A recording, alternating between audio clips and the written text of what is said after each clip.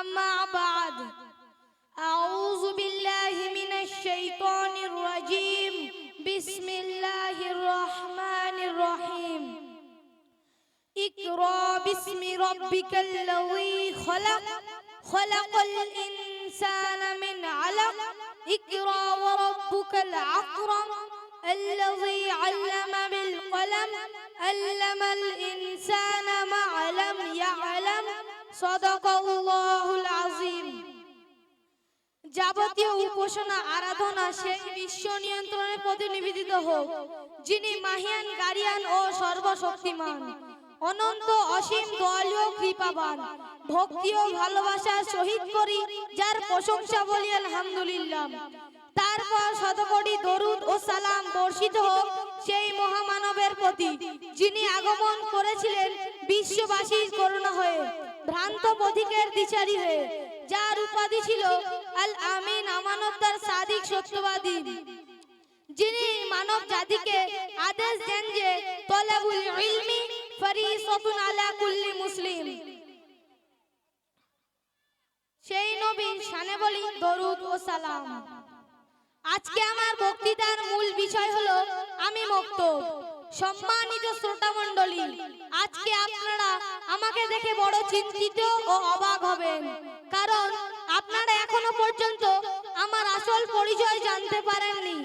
আপনারা যদি আমার আসল পরিচয় জানতেন তাহলে বড় আশ্চর্য অবাক হবেন, কারণ আমি হলাম ওই বদ্দসিফ যেটা কিনা আপনারা মক্তব নামে চেনেন, যেটা কিনা রাসূল সাল্লাল্লাহু আলাইহি ওয়াসাল্লাম মদিনা মুনাওয়ারাতে মসজিদে নববী থেকে শুরু করেছিলেন। ওই মক্তবের হাদিসের হাফেজ হযরত আবু হুরায়রা বিন জাররাহ রাদিয়াল্লাহু আনহু, কিরাতের ইমাম হযরত উবাই ইবনে কাব রাদিয়াল্লাহু আনহু এবং হযরত আলী রাদিয়াল্লাহু আনহু এর মতো সম্মানিত শ্রোতা মণ্ডলী, আজকে আমি একা। আমার চোখ থেকে অবিরাম অশ্রু ঝরে চলেছে, আমার বুকে কান্নার হেঁচকি এসে আটকে যাচ্ছে। আমার অন্তরের ব্যথা শোনার মতো কারো কাছে কোনো সময় নেই। যাকে হাত ছানে দিয়ে ডাকি সেই মুখ ফিরিয়ে চলে যায়। আমার কি এটাই দোষ যে আমি মক্তব? বিগত দিন যেখানে রাসূল সাল্লাল্লাহু আলাইহি ওয়াসাল্লামের হাদিস পড়ানো হতো, মাসাইলের চর্চা করা হতো এবং রিসালাত নিয়ে বর্ণনা করা হতো, কিন্তু আজকে আমি একা। আমার মধ্যে অন্ধকার ছেয়ে গেছে। কে জ্বালাবে আলো? কে জ্বালাবে সেখানে প্রদীপ? মায়েরা আজকে আমার কোল থেকে বাচ্চাকে ছিনিয়ে নিয়ে চলে যাচ্ছে এবং এমন এক শিক্ষার দিকে এগিয়ে দিচ্ছে যে যেখানে দিন তো দূরের কথা, দিনকে শেষ করা এবং আমাদের বাচ্চাদেরকে দিন থেকে ঈমানকে শেষ করার পর্যন্ত চক্রান্ত চলছে। সম্মানিত শ্রোতা মণ্ডলী, আপনারা একটু চিন্তা করে দেখুন তো, আপনারা আপনাদের বাচ্চাদের উপর অত্যাচার করছেন না তো? আপনারা আপনাদের বাচ্চাদেরকে জাহান্নামের আগুনের দিকে ঠেলে দিচ্ছেন না তো? ইসলাম ধর্মে পিতামাতার উপর অপরিহার্য নিজের সন্তানকে ইলম শিক্ষা দান করা। তাই আমি আপনাদের কাছে আবেদন করছি যে আপনারা আপনাদের অমূল্য রতন ভবিষ্যৎকে আমার কোলে দিন।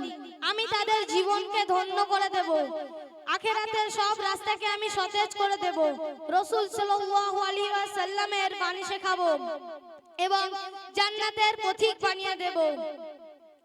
সম্মানিত শ্রোতা মণ্ডলী, আপনারা আমার অন্তরকে একটু ঠান্ডা করে দিন। আপনারা আপনাদের কলিজার টুকরো সন্তানকে আমার কোলে দিন। আপনারা আপনাদের অমূল্য রতন ভবিষ্যৎকে আমার কোলে দিন।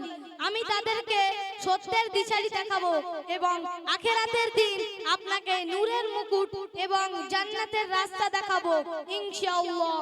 ওয়া আখিরু দাওয়ানা আনিল হামদুলিল্লাহি রাব্বিল আলামিন।